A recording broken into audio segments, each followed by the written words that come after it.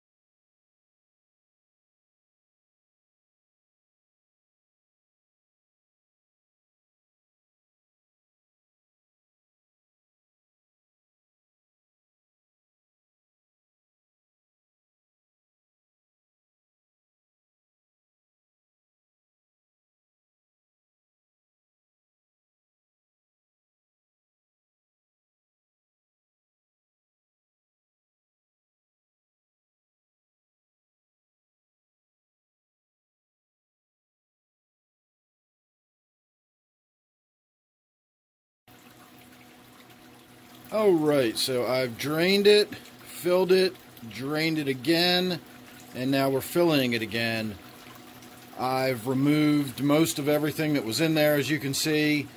I shot the hyperlaze video.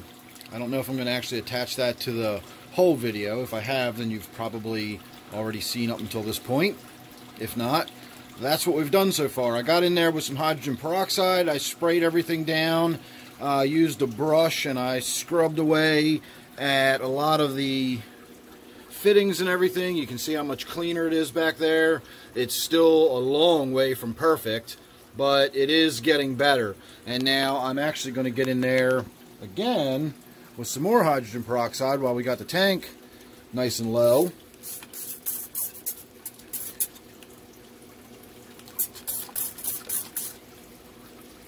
And we're going to spray some more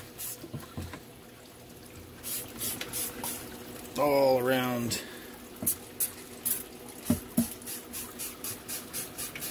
And up into the corners. Now, this is not a lot of hydrogen peroxide I'm spraying, considering it's going into a 55-gallon tank. So that was probably only about 5 or 10 mil of hydrogen peroxide, and you can do up to 3 mil per gallon. And so the 5 to 10 mil that I just sprayed in there in 55 gallons is not going to make any difference whatsoever, especially when you consider that a lot of it got sprayed onto surfaces. Then it's going to break down and decompose before it even gets into the tank, so it will just be water by the time it gets in there. One of the fish I am a little concerned about, we can see him drifting along on the surface right there, is my chocolate gourami, and you can see the color just does not look right. He's got that really light patch, and it's light coloration. In fact, what it looks like is chocolate that's been sitting on the shelf too long, and it gets that weird sort of separation of the cocoa butter in there, and you get that weird sort of whitish color on it, and that's exactly what this looks like. So it's aptly named chocolate gourami. So I'm hoping it's just all the stress it's undergoing while we're doing this. I did check the nitrates. They were only about 10 parts per million. I checked the total dissolved solids. They were about 140 parts per million.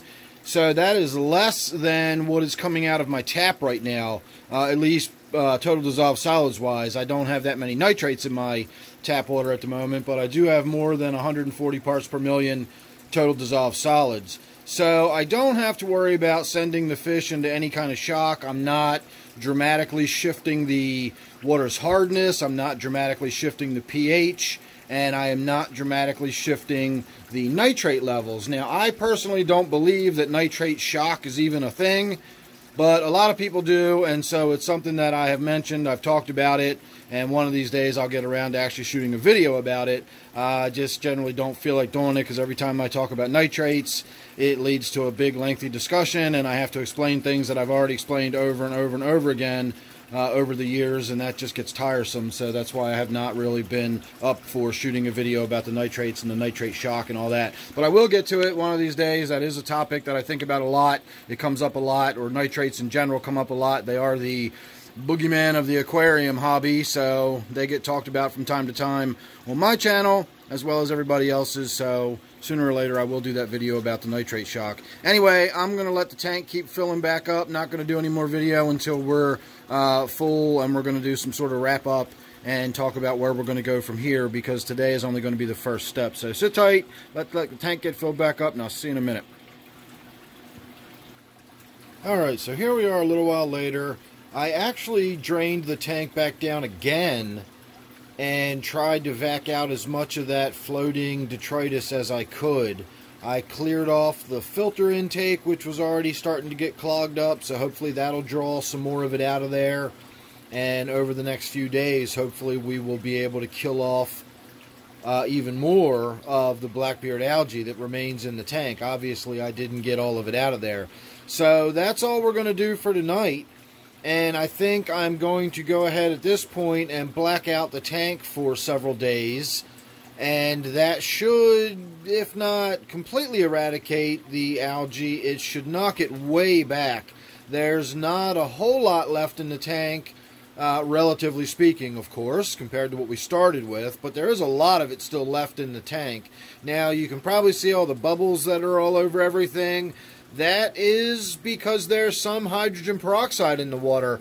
One of my concerns, and one of the reasons I did an additional water change, was I was still getting a lot of bubbles that were appearing on all of the algae. Down here you can see how like the roots are starting to collect the bubbles and float upwards. All of these roots are floating, and we're starting to get the bubbles, not so much on the glass as you get after a water change, but we're actually seeing them develop on the surfaces that have that bacteria growing.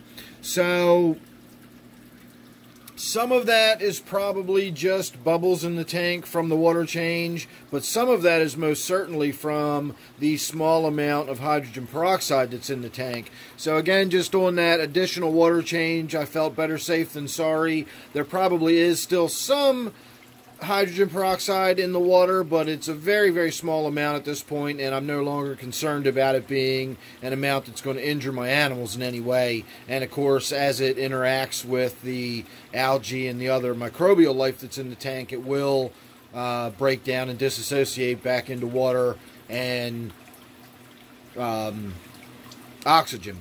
And that's where we're getting those little bubbles. So it'll go away. I'm not too worried about it. Anyway, that's it for tonight. As I said, I'm going to go ahead and unplug the tank. We're going to black it out. It's now Monday night, and we're going to leave it blacked out till probably Thursday or maybe even Friday. And once we get it back up and running, we'll get in here with the scrub brush again, and we'll knock any dead stuff loose, and we will once again just physically remove as much that's in there as possible. And then maybe we can see about getting a Siamese algae eater or something else in there that's going to be a good algae eating fish, and will help us stay on top of it. Maybe I'll even try, well, I thought about it before, putting snails in the tank, and I really can't because I've got loaches in the tank. And on one final note, I will say about the loaches, while I've got the tank sort of stripped down like this and there's not a lot of vegetation in it, I think when we get the tank sort of squared away, I'm going to do another great big water change, and when the water level's low, we're going to go ahead and get in there and try to get that clown loach out of there and move it over into my 125, where I've already got a couple of other fairly large clown loaches, and I think they'll go well together. So big difference, big change here on my Gourami tank. Hopefully it won't be too long before we get this tank nice and filled with plants again, and all nice and lush and green and looking good the way I like it. So thanks for watching. Make sure you're subscribed. Don't forget, this one here is my Gourami tank. Look forward to lots of stuff coming up on this in the next few days, and hopefully we'll get it squared away. So thanks again. I'll see you real soon in the next one.